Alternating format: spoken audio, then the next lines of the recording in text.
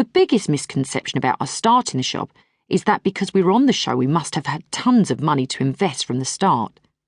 That couldn't be further from the truth. Even when me and Billy were young, Mum always had to work hard to make sure that we had what we needed. She was always on the go and never relied on a man to provide for her. She has always been a modern and independent woman, and she's so proud she has passed that on to me and Billy. And I know she will pass it on to Nellie too.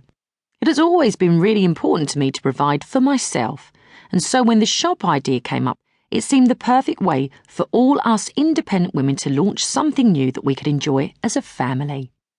The idea came about just as Series 1 was coming to a close. A lot happened in that series in terms of our media profile. We were starting to be recognised out and about.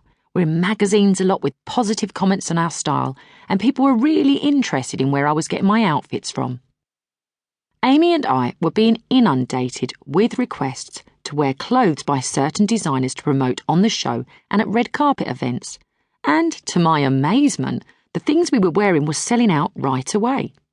To be honest, it was becoming difficult to find something different to wear for both the show and out and about. I was permanently raiding Billy's wardrobe to mix things up a bit and driving her mad. I remember really clearly sitting round Billy's kitchen table with my mum, Billy and my Auntie Libby when we decided to open a boutique. When you're thinking about starting a business, it is rare that the first idea is the best idea or that someone else hasn't thought of it already. I mean, a clothes shop was hardly an Einstein moment, never thought of before.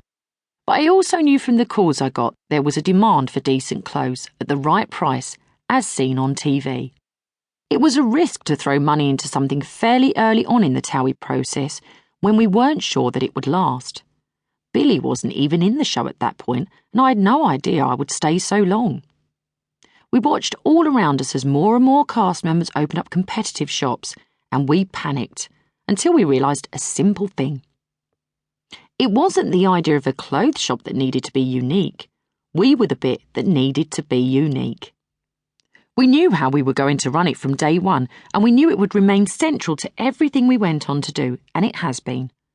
I think this is because we are hard-working by nature and want to be the best. But also we had family money invested, and we knew we had to do it right. The pressure was on from the start on that front, and we couldn't let anyone down. Not Mum, Auntie Libby, or the fans. It was the start of a bigger idea for a business empire that went beyond Towie, and that would benefit the whole family in the long run. I wanted to invest smart from the start, so I wasn't tempted to waste my earnings. It wasn't easy.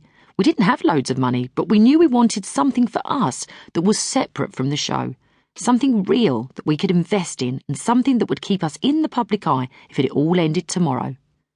I've never been under any illusions that it could all disappear just as quickly as it materialised. You see it every day with people far more famous than me. We were all in agreement that we didn't want to get a loan from a bank, so we decided to pool the money we had. Auntie Libby used the money from the recent sale of her house, and I decided to increase the number of photo shoots and personal appearances I was booking. I knew right from the start that I had to use my fame wisely and build firm foundations quickly, so branching out with Minnie seemed like a sensible start on the business ladder. It still astonishes me how many of the cast haven't thought that way, how many don't have real lives running alongside the show, and who still, all these years later, rely simply on being papped out and about and PAs to fund their lifestyles. Mario was great at the beginning. He had a proper job as a tailor. He was a hard worker, and things were great between him and Lucy before she introduced him to the show. Then his head was turned and he let it all go. Mario loves the ladies and couldn't get over the girls who threw themselves at him. He turned his back on his old life and his old morals.